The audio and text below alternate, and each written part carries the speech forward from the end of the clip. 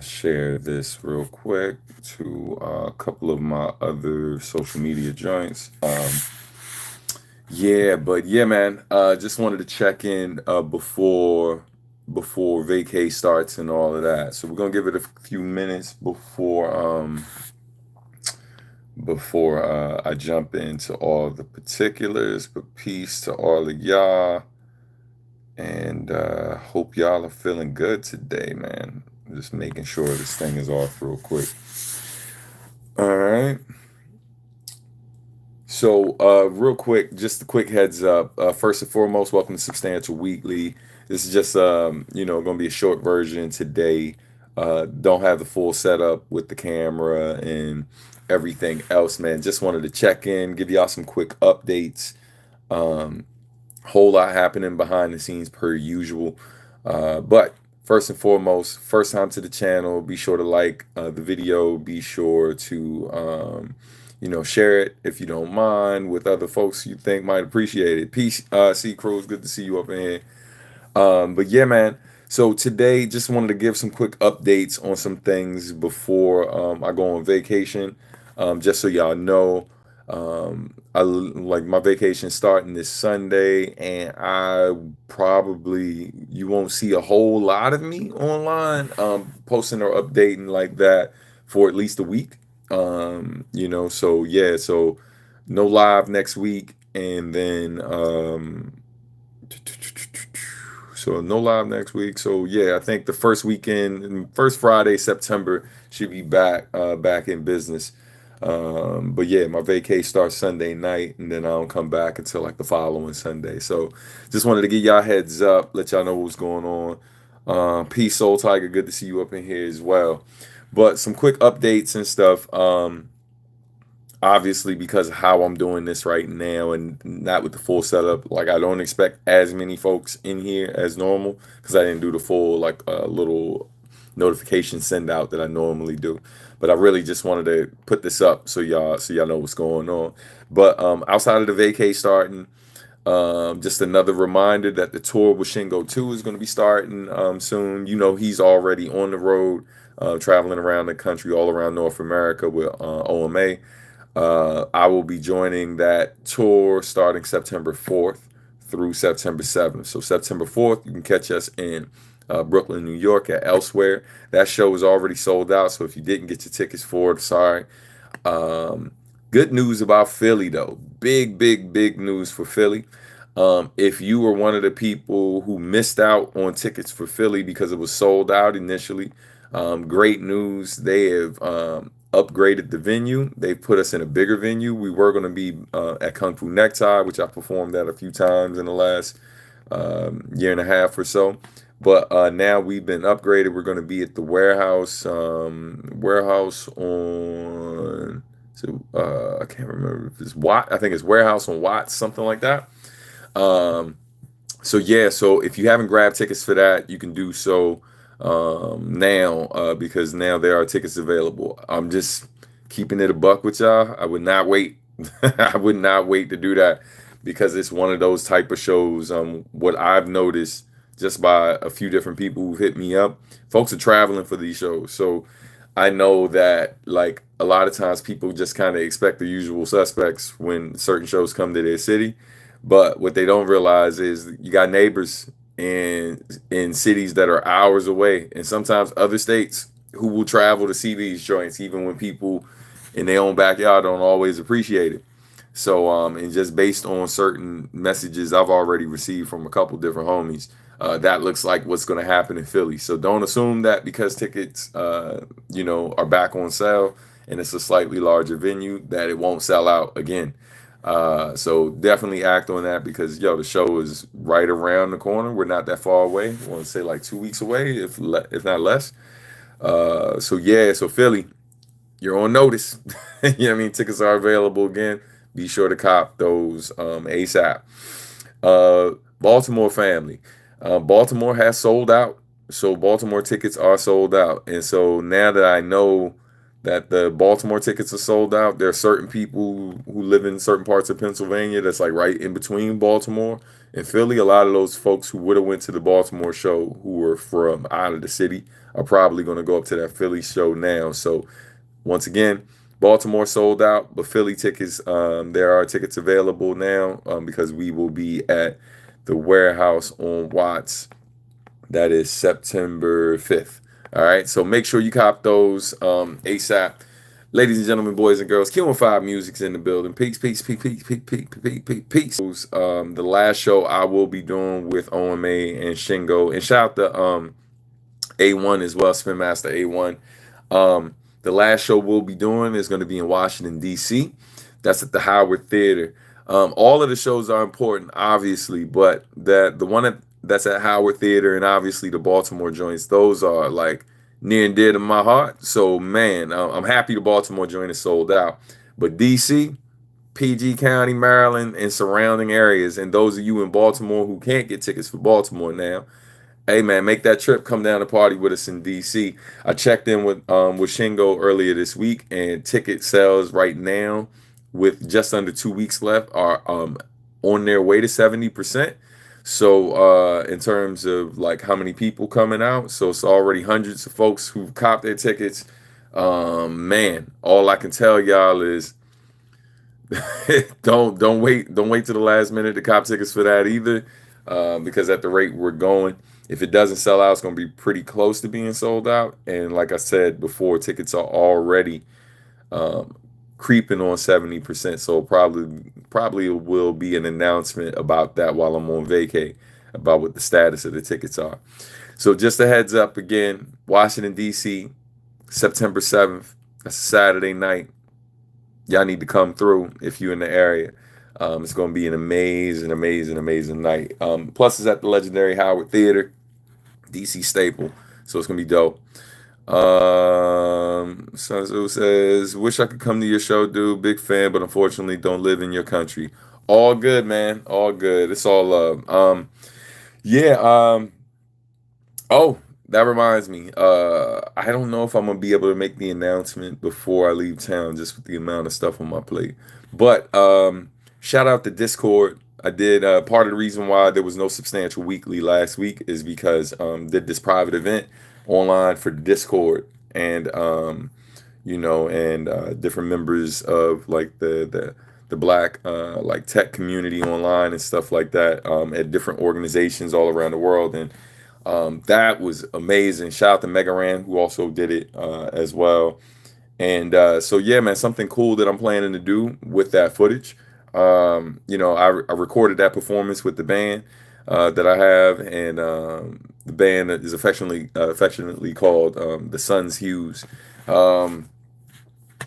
And basically, because that whole performance was pre-recorded and edited, what I am looking to do is sometime in September. I haven't chosen what weekend yet, but sometime in September, I'm going to basically make it a ticketed event that you all can watch online. It's about a 30-minute performance. So what I'll probably do is take that performance, do a beat set as well, so y'all can check out some of the instrumentals I've been cooking up for this project I'm going to talk about in a minute. And also do a live Q&A after. So the whole program will probably be about 90 minutes to 2 hours, something like that. And I'll do it as a ticketed event on Bandcamp. So if that's something that you're interested in, let me know in the chat. I know a lot of y'all are international. I am an artist that's in a very weird position in that I'm grateful that I have a lot of fans globally and that a lot of people are familiar with the music. That's a huge blessing.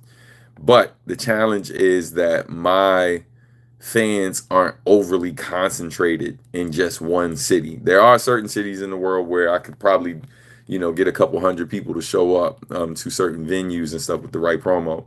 But for the most part, that's not the case.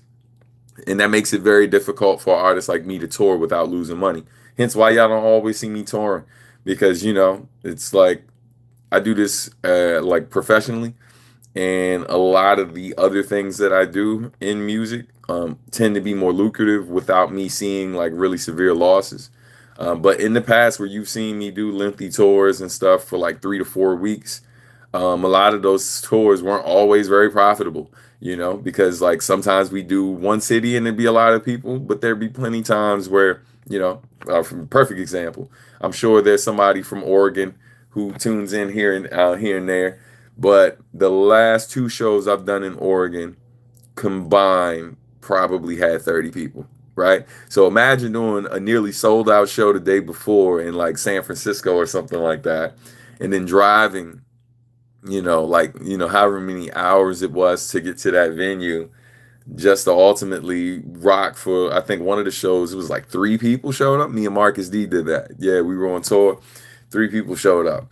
And so, yeah, man, it's no slight at the fans and stuff like that. It's just artists are constantly trying to find the best way to do this in a way that's sustainable and makes it so, there's a whole lot of artists who become bitter doing this stuff, man, and have really like terrible stories and stuff to share from these joints along with their victories.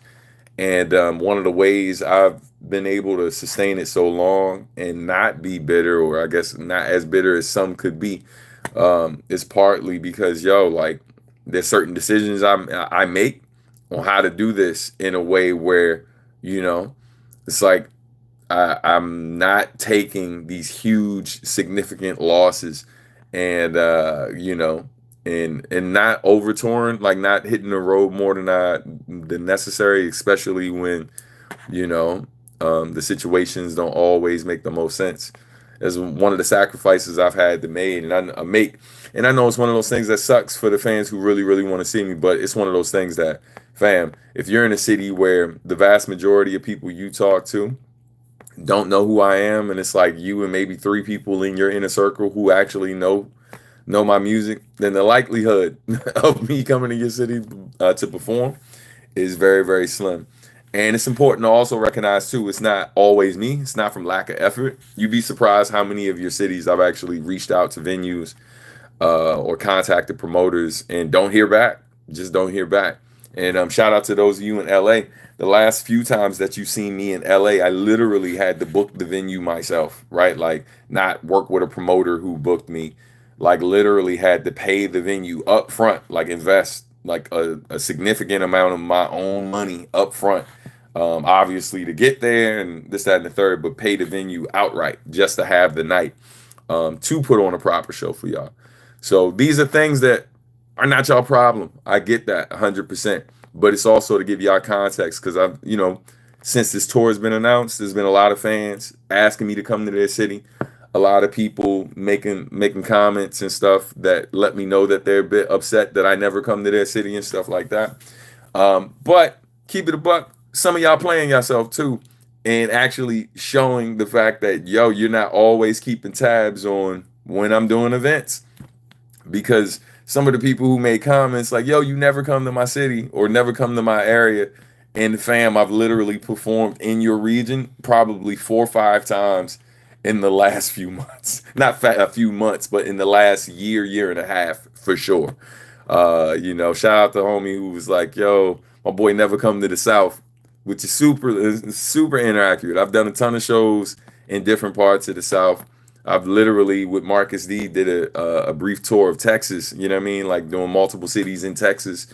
I've done Louisiana. I've done a bunch of shows, not a bunch, but I've done more than a few shows in Florida, Atlanta, long list. You'd be surprised how many places I've been, but it also lets me know if you're a fan that kind of caught on late, you probably missed some of those shows. If you're a fan who I'm really not at the top of your list of people you follow on social media, and like, you forget sometimes that I'm even here. That might have more to do with you not catching any of my shows than me not coming to your city. You know what I mean? So, but it's a lot of content out here to keep up with. So I don't blame y'all. It's no shot at y'all. It's just like, hey man, like we both got to do our part. I got to make sure I can get there in one way or another, or at least provide y'all an online option for y'all to tune in. But then y'all also got to do your best to try to keep up to date with this stuff. You know what I mean? So anyway, Q&5 asks, so Stan, when you coming, Fred? Hey, Todd, I hate you. Yeah, man. I would love to go back to France. It's been a minute, but definitely we'll be back out there at some point. Dotto, peace. Not sure if I'm saying it right, but peace to you. Been bumping home sweet home. Ain't no happy endings on loop. Man, I appreciate it. I appreciate it. Yeah, I hope you've also checked out like my recent work too. You know what I mean? It's great that you got the classics in rotation. But if you haven't listened to Adultish yet, you're missing out. You're missing out. You know what I mean? So definitely if for those of y'all watching right now, if y'all haven't checked out my album Adultish, please do that. And this is a great time to segue. So, just so y'all know, I know some of y'all know, but not everybody. I also produced that last album, Adultish. I produced it all top to bottom. Shout out to Tone from Q5 Music, who actually mixed it. We've been hard at work behind the scenes. I recently just finished producing an album for Ana Kaona, Rocio Milagro. She's a poet from New York. And yeah, man, the project's amazing. We just finished the first volume, volume one. That is a total of 8 tracks. It's actually going to be out super soon. And when I say super soon, I mean literally. Tone just finished mastering it. It's actually going to be dropping like within the next week. So for those of you who enjoy my production, you'll be able to hear that project. Shout out to Tone for mixing and mastering. Shout out to AJ Rios, who also produced a track on there that I co-produced, and made some slight additions to. Shout out to Mason Lieberman, who also produced a track on there. Shout out to Stephanie Gale, who makes a guest appearance. Shout out to Lizzie Blue, who some of y'all have already heard that particular track, a track called Stillmatic. Obviously, homage to Nas's classic album. And yeah, man, trying to make sure I ain't forget anyone else who appeared on the record. Oh, shout out to Jonathan Smalls, who plays bass on more than a few of my projects. Who also plays bass on a track on here. So yeah, man, I'm really excited for y'all to hear my production on the record and stuff. She actually has a book deal as well, so a lot of these poems, it's a spoken word project, like spoken word over original production. And yeah, man, she has a book deal for this particular project. The project is called "To Make an Island of a Street Corner." Fire title. Even better, like material on the record, and in the book. So more details coming coming for that, or from that soon. I should have some big updates on that, and we're hoping, man, like from my lips to God's ears, we are really, really going to make a push to get this record nominated for a Grammy. So part of the reason why the rush to get it out is because we only have a little bit of time left to get it out, so that it can be eligible to be nominated for a Grammy. So working real hard to make that happen too. Let's get to these comments real quick though. Soul Tiger says, whenever you are able to come back to Philly, I will definitely have more water available. My man, yo, thanks for always looking out, fam. It's always great to see you, bro. I'm definitely going to mispronounce your name. Do me a favor in another like add to the chat like how to pronounce your name, because I want to say it right. I definitely don't want to butcher your name, but you basically said inform us through social media next week when the project is released. Will do. So I'll technically be on vacation, but I will, because the project's important to me and I want folks to know it's out. So obviously I will be posting about it. I'll be sure to throw a post over here too at some point once things are go. Thank you, Tone, man. I appreciate it. You killed the mixing, bro. I just tried to make your job as I tried to make sure it was not as difficult as it could be for your mixing, man. So thank you. I make sure to listen to all of Adultish. Thank you so much. And you'll be happy to know, man, if you're a person that prefers instrumentals as well or enjoys instrumentals, there's an instrumental version. If you listen to the deluxe version of the album, you can hear the instrumentals too. Soul Tiger says you won't be disappointed. Adultish is already legendary. Thank you, fam. Means a lot, man. Thank you. Josh, peace. What's going on, brother? Good to see you up in here. CM, peace, peace. What's good, brother? Good to see you up in here, man. I appreciate that link the other day. Things I don't think things are gonna pan out, but it's still appreciated, bro. I appreciate the introduction. That'll says sweet got the deluxe edition on Apple Music. Boom, there we go. Yeah, man. Enjoy that. Definitely let me know what you think. Shout out to those of you who are avid supporters and stuff, and shout out to those of you who support the music and are fans of the music, but maybe don't always know about like some of the newer things I got going on. And like so. Oh, thank you, man. Glad you like the album art. Yo, something I just realized I have not done. I need to do a video breaking down the art of adultish. Um, because man, a lot of work went into developing that art. And I think, man, like that could easily be an hour-long video. I'm gonna find a way to kind of do it and make it like 20 minutes long or something like that. I'm gonna talk to our video guy and see if we can make a dope collaboration out of that. I'm also reach out to Natural. But yeah, man, I definitely think that could be a really, really dope video to do because some of y'all know because y'all have kind of been following along step by step through the process. But I think a lot of y'all really don't know how much thought and time and effort went into developing the whole look of adultish. And Tone knows exactly what I'm talking about. But yeah, man, just very, very. We were very thoughtful about like a lot of the decisions made, including the deluxe art and the original art for the project. Think you can do like a tribute song for Nujabes. I've done. Those already exist.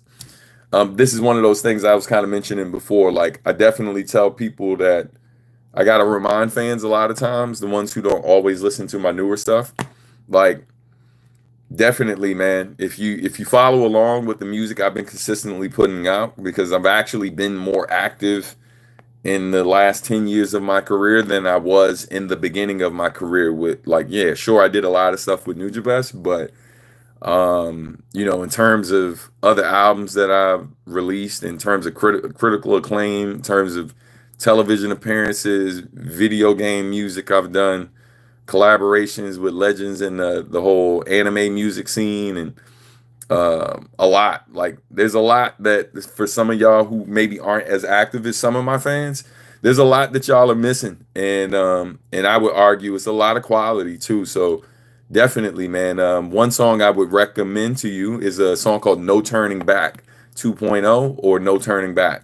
"No Turning Back 2.0" actually features Uyama Hiroto, and so the first two verses are just kind of me talking about different parts of my life and different experiences. But the third verse of that song is dedicated to Nujabes. So definitely, if you have not heard that song, it came out. The first version of that song came out, just to let you know how long ago this was. It was 2015, and then the remix or 2.0 version of the song, the most popular version of the song, came out 2017 and is on my album "The Past Is Always Present in the Future." And again, another record that if you haven't heard, highly recommend that you check that out.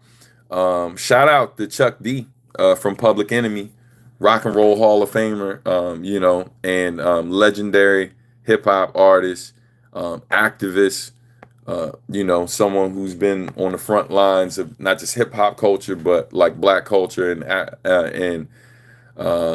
advocating, for social justice and different things throughout his career. I've been really, really blessed that that brother has been a big supporter of mine, and since I want to say "Home Is Where the Art Is" when he first started playing some of my music on his radio show. But around the time that I dropped "The Past Is Always Present in the Future," that's when Chuck D really, really started going hard in the paint, like letting people know that he was a fan of my music and really, really just kind of putting people on, man. But yeah, if you haven't heard that album, shout out to Justin Hunt. Justin Hunt would say, he's like, if you haven't heard that album, punch yourself in the face. I ain't gonna say punch yourself in the face, but definitely put that in rotation, man. I was really, really proud of that record when it dropped. Still am one of my favorite projects that I've done. There's also a nod to my first album when you see the album cover, where it's my daughter literally, like, it looks like my first album cover, but instead of me being in that position, it's my oldest daughter. And so, and the title, "The Past is Always Present in the Future," obviously has, uh, some significant meaning. Um, Let's see other comments. Soul Tiger says Adultish was quite a project, so you might have to make separate breakdowns for it. Yeah, for sure. Um, Album art should be talked about more. Gives more meaning to the music. Know what I mean? Yeah, 100%, 100%. Like, helping people understand how the visuals tie into the music, and sometimes, how the visuals sometimes inform the music, right? Like how, like, sometimes the visuals come before the music, and other times the music inspires the visuals, right? And so, yeah, man. For those who don't know, who are watching this, I'm a graphic designer. That's what I actually went to the college for. That's one of many things that I am. But yeah, in terms of my formal training slash education, is in graphic design. I went to Pratt Institute, and so, yeah, man. I put a lot of thought into what these things look like and stuff. I know there's plenty artists out there that don't always put as much thought into, like, shout out to the artists who don't, like, really overthink it when it comes to the artwork, when it comes to the theme of the record, when it comes to blah blah blah. Because I peeped that there's some critics out there who really love artists who basically, it seem like they don't care too much. They're like, man, just do what I want, and blah blah blah. And yo, that's cool. If that's what you love, cool. If you're a person who can appreciate that and appreciate a really well thought out, like, project, in terms of, like, someone really, really just being clear on what their vision is from top to bottom. If that's something you enjoy and you love diving into that and all of that, I'm the artist for you, fam, because that's the way I've always been. Um, in terms of how I make my albums, even like the funnier stuff. And Tone knows this. I don't know if he's still on here now, but even when we would do things like Extended Fam and the album we made back in the day, we put a lot of thought into various aspects of it. It wasn't just about lyrics and beats, man. Like, I remember buying albums, and everything about the album is a part of the experience. From the liner notes, I was going through the liner notes for To This Union earlier this week, man, and looking at some of the artists I shouted out in my thank yous, and just remembering where I was at that particular time. Like, it was a powerful journey, really grateful. Anyway, let's see, which song is it? I already answered that. Nujabes Best is in the same league as Jay Dillon. Changed my mind.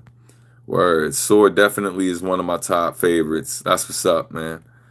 Thank you. Your new stuff is underrated, sir. Thank you, man. I definitely recognize that the new stuff is extremely slept on. Quite frankly, it's partly because I don't use a record label to release my stuff at this point. Because, quite frankly, as, like, it's not that labels haven't been interested. It's just, a lot of times the conversation I have is, there's no point in me being with a label if they're ultimately going to sell the same amount of copies that I would sell by myself, right? And so, because anytime you get with a label, your best deal, like with most indie labels, now granted, my last deal was a pretty high percentage, which was definitely higher than the norm. But it was partly because I was doing a lot of the grunt work myself. But prior to that deal, most of my deals was like 50-50. So that means that if I'm going to get with a label, right, then they bare minimum got to sell 2 times more records than I would sell by myself for me to make the same money. You see what I'm saying? Otherwise, I'm going to take a loss. And I'm not a person who operates on, getting with them, it can lead to more, blah, blah, blah. It can lead, hey, fam, I'm 45 years old. There's a lot of my homies who did this music thing who aren't here anymore outside of just Nujabes. I know everybody's gonna be quick to be like, yeah, like Nujabes, like yo, that's one artist. One, granted, he was fam, that was like that was bro, but like he's one of many artists I've collaborated with who are no longer here. So this whole idea of, you know, doing like, jumping at certain opportunities that will eventually could eventually lead to more blah blah blah. I'm not this young kid that has that type of time to invest in this thing. And on top of that, because of other ventures and other things I'm a part of, my time is limited in terms of how much time I actually have to dedicate to this. So it makes how I navigate this very different. So it's important for y'all to understand that when you see my stuff getting slept on, not getting covered the same way other people's stuff get covered, et cetera, et cetera. It's not because it's not good enough, or it's not because you know, I can't afford to promote it or blah blah blah. I can afford to put the money behind it, fam. I just don't. I just don't. That's why I crowdfund the thing, so I do it in a way where like I can do it and still make it profitable. Because otherwise, as a family dude, a person with responsibilities, I can't just keep throwing money away. You know what I mean? So I do this in a way now where it's more profitable for me now than it's ever been, which is crazy because I sell less records now than I've ever sold, right? But that's the weird space we're in, and that's the advantage of being, it's popular to be a DIYer nowadays, but that's been me most of my career. And anybody who's been a long time fan, some of y'all like who bought records back early 2000s from me, you got joints that I literally burned the CDs in my crib. So I've always been a DIY dude, even when I had deals with labels and stuff like that. But yeah, man, it's just, it's one of those things I could tell you is like, with me, don't rely on what these other sites are saying about artists to decide whether or not you're gonna come check my stuff. 'Cause my stuff is gonna be dope regardless to if they co-sign it or not. And fun fact, a lot of artists who are way bigger than me, right? And I ain't just talking about I'm not just talking about like big indie artists. I'm talking about mainstream artists. Some of these people are in my DMs, fam, bigging me up. So talking like, one recently reached out, called me a legend, this, that, and the third. And I'm like, hey man, I'm grateful. Of course I said thank you and stuff. Gratitude. Always lead with gratitude. But the fact of the matter is, in this day and age where people base your relevance on like whether folks are talking about you and how much coverage you get, and and there's certain games I just don't play, like in terms of this business, right? But it was just the weird thing about moments like that is, while I'm appreciative, it's just like, fam, you've been way better. It been way better for me. It's like, of course, words of affirmation. I love it. I'm appreciative. That's my love language. So I was grateful. But I also know that if that little thing that they wrote themselves to me, if they had just put that publicly, right, like to their millions of followers, like the type of numbers, the way that can move the needle for a lot of the things that I do myself, it's crazy. But I also know in the biz, there's a lot of this stuff where people show you love privately, but they're not out here co-signing you publicly for whatever reason, and there's no judgment. But I just need y'all to know that this idea that I'm somehow this artist, a lot of folks don't, you'd be surprised. You would be surprised. And last I checked, according to Spotify, I think I just passed yesterday. My song has just passed over 100 million streams on Spotify combined.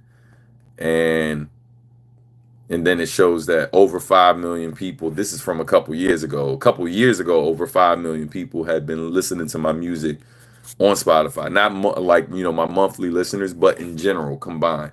So, not a lot of artists get to say, especially indie artists, get to say millions of people have literally heard what I've done. And so, yeah, man, all I can say, and this is a message mainly to artists out here, and I know a lot of y'all ain't really here for all of this stuff or whatever, because I don't want to come off like some bitter disillusioned like artist. It's not that at all, man. My life is good. But like I definitely I know my worth, right? And I think this image sometimes that people have of me, it's not always an accurate depiction of what my career really is, right? But I understand in this day and age with social media and how appearances work and this, that, and the third, I understand how it could be easy to assume that it's something that it really isn't. You know what I mean? And I've mentioned it on the show before. There are like certain folks who are social media folks who are really popular, but they also make music and stuff, who, like, you know, they have a way bigger following than me, right? But like their music, even though they have a bigger audience, most of their audience, like a lot of times, it ain't like just one person. There's a lot of people like this. Most of their audience aren't there for the music they make. They're there for other things that they do. So when you see their actual numbers and how successful they've been and how people perceive them, the funny thing is, like, my numbers, like, as strictly as a musician, outside of the social media influence stuff, right, the influencer stuff, like, my numbers dwarf a lot of these artists. Like, it ain't even close in some cases. And what's wild is I got homies who some people look at as being less popular than me, who their numbers in terms of what they're doing as artists, like, shout out to A1. A1's out here crushing it, killing it. Like, A1 keeps like over 300,000 monthly listeners, right? That's passive income, fam. That's just money that's always flowing in. So y'all got to remember, I work in music business education and teach a lot of this stuff too. So, you know, I'm just always teaching artists how to think differently. But what I'm trying to do is also make sure that y'all as fans don't get caught up in the hype that a lot of other fans buy into in terms of what they deem a successful artist to be, because that, for weaker minded people, that also affects how often you listen to certain artists, because some people will fall off with an artist mainly because socially, a lot of their social group, a lot of their peers don't listen to that same artist. So when they come around trying to talk about this artist they really love, they're like the only one. And they don't really have that connection with other people when it comes to this music, and they got to rely on communities like this and come online to connect with other people who appreciate this artist a lot of times. And in this instance, we're talking about me. And it's, you know, it's sad. It's sad that there are a lot of people who listening habits are dictated by what is popular online, what people are talking about. Because I want to be able to be in the water cooler conversation too. I want to be able to join in on the online discourse and discuss what's happening with these artists too. And I can't do that if the artist that I love isn't as popular as these other artists. Because when I'm talking, no one cares what I'm saying, right? And so I get that. I get that. I think we've all been there. Trust me, man. I'm a dude from PG County, Maryland, who's been listening to underground stuff since I was in high school when there was no internet. Well, there was internet, but no one I knew had internet in their home. And we all literally would find underground stuff through actual cassette tapes. And so, yo, was constantly talking about stuff that people hadn't heard yet, right? So anyway, let's get back to these comments. Trying to get into it first time, planning to buy a record player and start buying vinyls. That's beautiful, man. Do it for the kids, then carry on the soul. Yeah. Go for it. Always good to have it, whether you have internet or not. Super facts. And fun fact about vinyl, it retains its value better than any other media. So in other words, buying records is very much like an investment, especially when it's rare.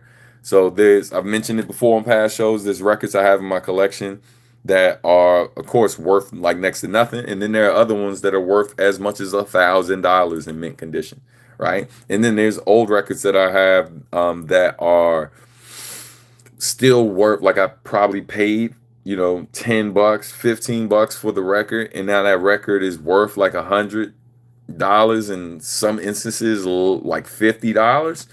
So while streaming is cool, physical media, the ability to be able to listen to it whenever you want, whether you got internet connection or not, blackout happens or whatever, you know, and because you actually have a digital download versus streaming, you know what I mean? Strictly streaming, you can still access the stuff if you got power, you know, power left in your portable device. So there's a lot of benefits to actually buying something as simple as a digital download all the way to vinyl. There's a lot of A lot of there's a lot of benefits. First time I heard you was Issue, I think. Hey, that's what's up, man.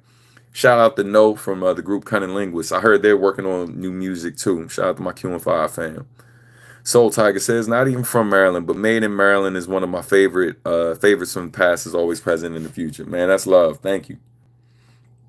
Dado says, any tips on telling an overall story in raps? I find myself switching topics too often just to make the flow work, but it derails the storytelling. That's a great question. Uh, yeah, man, I would say one of the things is know where you're going, like first and foremost. So, best way to tell a story is backwards. Is I'm not the first person to say that, but it's a lot of truth to that. So if you already know how the story ends, more than likely you know how it starts, right? So now you just got to figure out where the story is going to go uh, in between, right? Like what things is the other thing is that you don't have enough time to tell every aspect of the story, right? So you got to decide what moments are most important to this story and what's going to keep people engaged, right? But then also what's going to make the story feel accessible, right? Like what's going to help people relate a bit more, even if it's not a story that is their own, right? So figure out what those key points are. Um, as far as like getting derailed and stuff, because a lot of times trying to make the flow work. So man, an exercise I do a lot of times is I figure out flow and tone without figuring out lyrics first and foremost, right? So I scat, I try all these things. I sometimes record myself doing that. But then what I do is I loop portions of the beat and let the that part just play over and over again with my scat. Like if I really love a particular flow, and I find a way to incorporate that. But a rule of mine is, since I've learned to kind of master this, I repeat, I do not sacrifice uh, lyrics for the sake of aesthetics, right? Like, so even if I figured out a dope flow, I might spend a lot of time writing that one section just so what I'm putting there flow wise still makes a lot of sense. So if someone who's reading it who doesn't hear the crazy flow that I'm doing, it still works really well on paper. So, like, for example, on Your Man, though, where it's like, what do you do? Some of your dreams come true. People look up to you. They see that you grow. Shit, it was hard to see. Clearly within your view. Walking your truth. Tapping the God within you. Nobody harder than you when I'm walking the booth. I do what I do. Rhyme flow from out of the blue. Turning the green. Know what I mean? Since the teen. Doing my thing. Had to recharge when I'm back on the scene. I'm working harder than a machine. All a part of my daily routine. All or nothing. No in between. Kind of extreme for you, but me. Being great. Kind of my thing. So, it's not like just this punchline heavy rhyme, but there's a whole lot of flow and different styles and technical stuff that's happening when I do that part. But when you slow it down and it says, so what do you do when some of your dreams come true and people look up to you? They see that you grew and things that were hard to see are clearly within your view. You walk in your truth. Tap into the God within you because nobody's harder than you. When I walk in the booth, I do what I do. Rhymes flow from out of the blue and turn into green. Know what I mean? Since the team been doing my thing. Had to recharge, but I'm back on the scene. I'm working harder than a machine. All a part of my daily routine. All or nothing, no in between. Kind of extreme for you, but me being great is kind of my thing.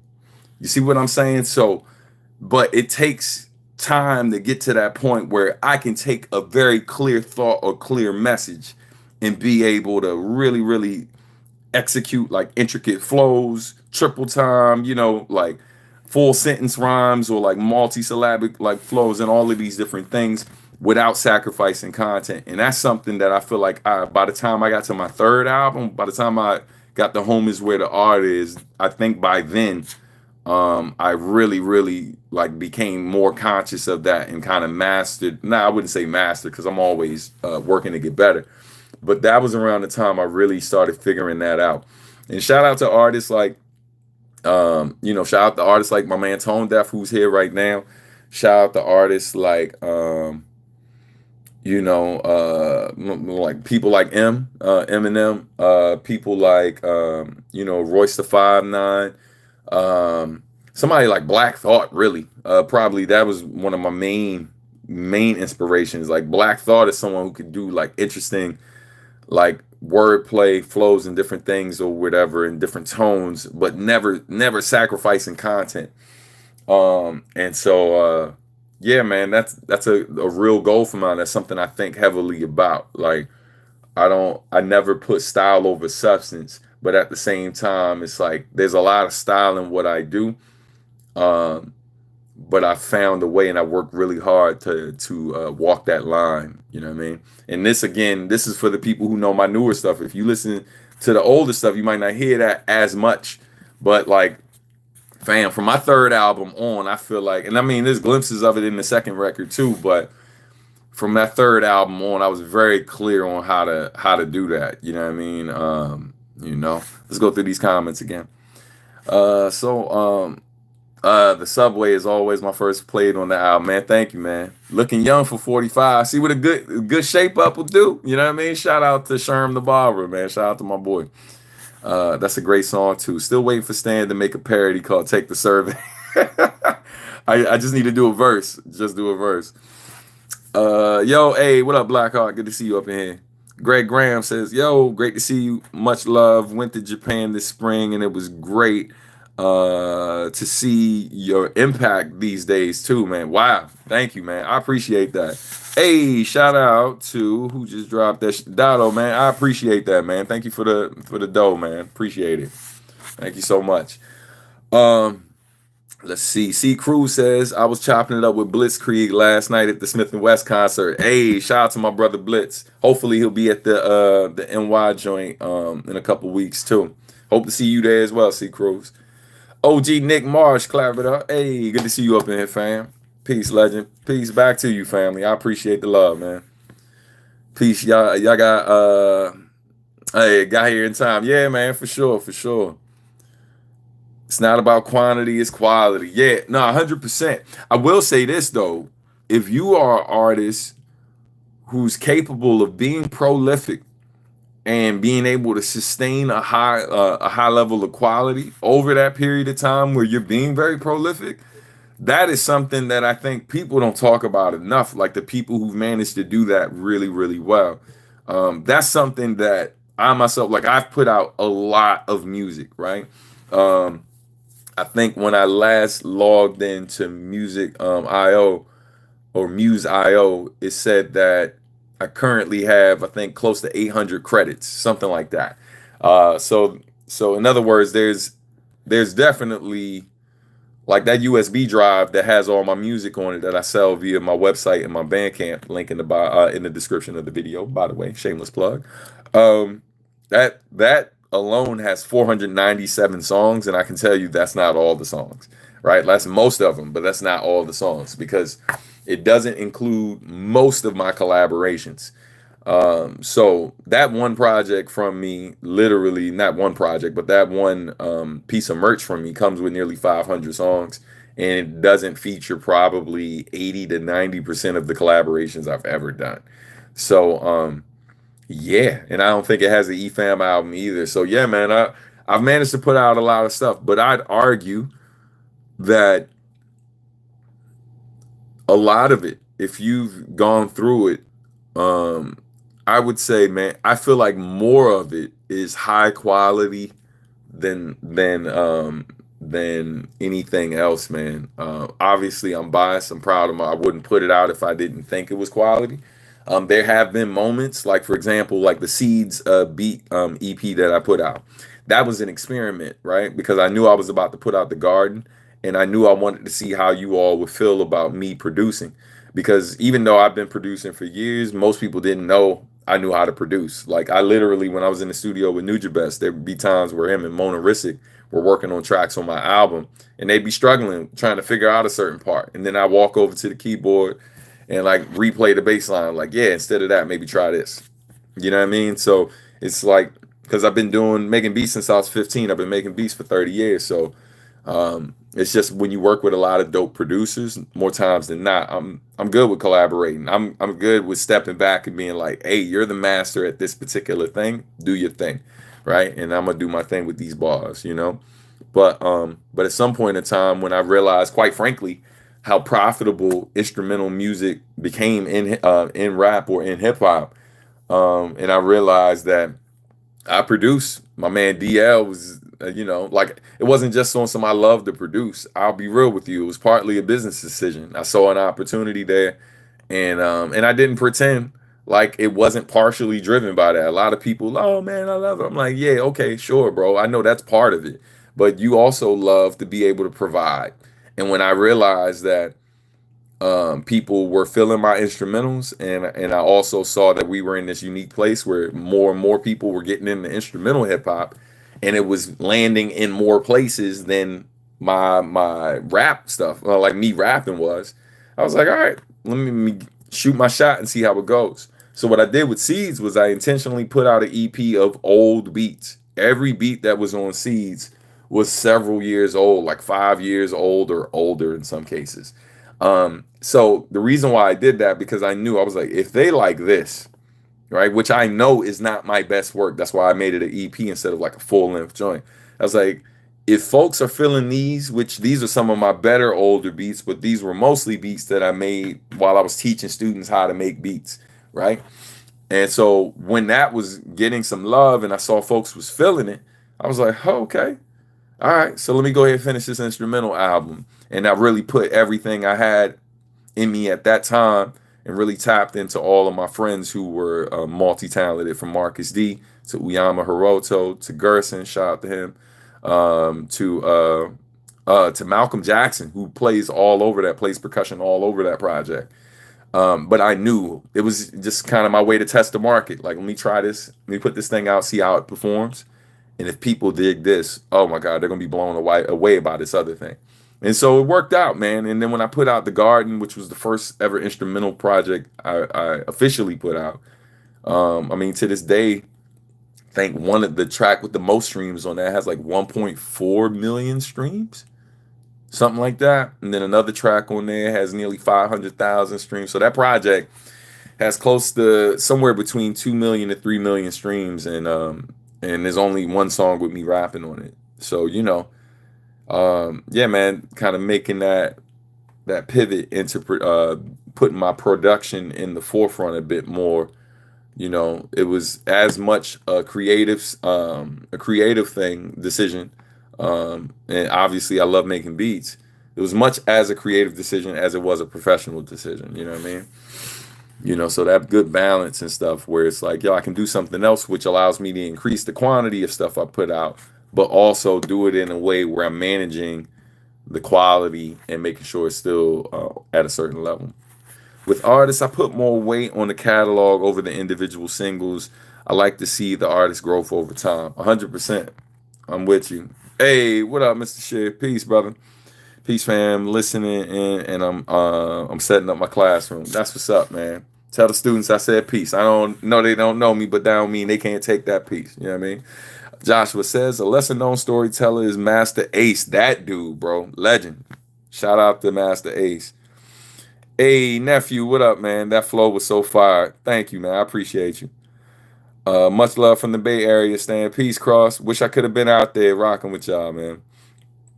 Donald says, do you always send out work to be mastered or just mix and master in-house? The last few projects I've done, shout out to Tone. Tone has been mixing and mastering for me. But I don't always do it. There's plenty of projects that I mixed myself and mastered myself as well. The past is always present in the future. That album I actually mixed and mastered myself. And the same thing for The Garden. What's it called? The blah, blah, blah, blah. Trying to remember the joint. Bop Alloy, the first Bop Alloy album, we actually mixed that, and then I think we had someone else mastered, or we might have mixed and mastered the first Bop Alloy album ourselves. Joshua says, Old Flame is always a vibe to listen, man. Thank you so much. You Raj Pundir, I think I got that. I hope I got your name right. Uh, Wanted to let you know you are a huge inspiration for us kids, me and my brother in India. Man, that's love, yo. Thank you, family. We want to carry the flame and propagate the sound of the whole hideout roster in a shape or form we can. Hey, listen, man, I appreciate you and thank you for your willingness and your dedication to being torchbearers. But I will say this, man, what I'd love to hear, like what I always love hearing from artists, especially artists like around the world. I'm always It's great that people are inspired by the work we do, but what's dope about inspiration is it sounds and looks one way as it's like entering us, as it's like flowing into us. But what's really dope is when it's processed, right, felt, and and now put back out into the world, right? And when it's put back out into the world, now it's coming like through a different lens, right? Or coming out a different way, because now your experiences, your influences outside of just like what we did being one influences, but the influence of your culture, right? The foods you eat, the people you spend time with, all of these different things. While some of us have not some of us, all of us have different types of shared experiences. There are certain things that we all do, right? And like we all breathe, we all eat, we all, love somebody or whatever. We all parents and this, that, and the third. But there are certain things that are very specific to your particular space in the world. And I always love to see how that those experiences inform people's decisions in like in like based on their upbringing, based on their how they've experienced life and all of that. So yeah, man. While I say I appreciate the love and it's dope that you want to carry that torch, I really, really want to see how like our influence, but most importantly, like meshed with the influences of your culture and your life there, how that makes the sound uniquely yours. You see what I'm saying? Because we all start out like kind of mimicking the people whose work impacted us the most. I'm guilty of it too, and it's not necessarily a bad thing. It's how we learn, right? Most of us, we like when a teacher's teaching you how to say a new word or how to spell a particular thing when we're little kids and how to sound out these letters and these sounds and stuff. We're all just copying what they shared with us. And then ultimately, when we start to figure it out, when the mastery starts to come, we find ways to make it uniquely ours. So that's what I'm really excited to see from people like yourself, man. Raj, I appreciate the kind words, fam, and I look forward to hearing what you do, man. You know, but listen, I'm gonna get ready to get out of here. Just some reminders before I dip. Next week, there likely will not be a live because I go on vacation next week. Actually, starting in a few days. But that something I forgot to mention earlier when I was talking about shows.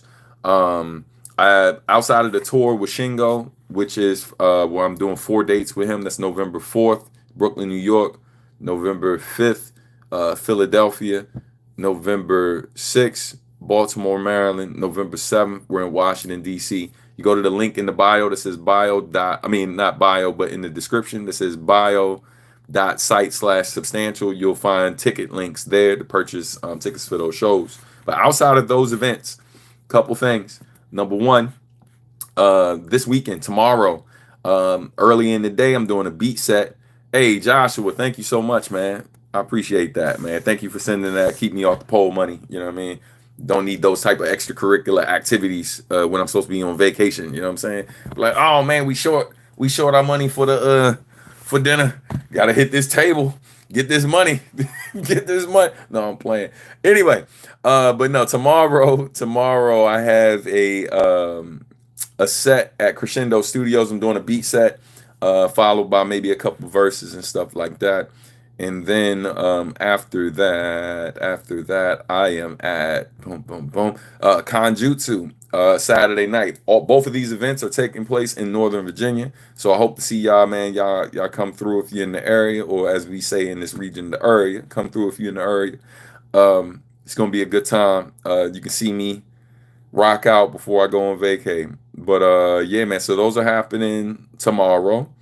Other stuff, new album from the homie Ana Kaona Rocio Milagro. That album drops this upcoming week. The album is called To Make an Island of a Street Corner.